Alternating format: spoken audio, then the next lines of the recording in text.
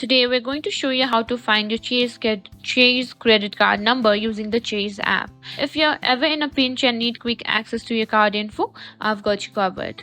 First, open the Chase app on your smartphone.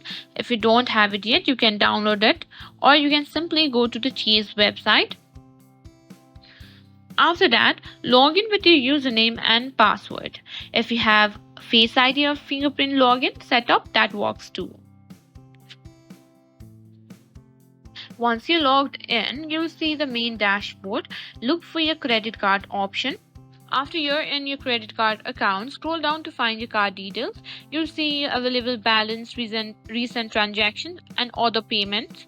Tap on it and your full credit card number will appear. For security reasons, you may need to authenticate with your password or biometric login.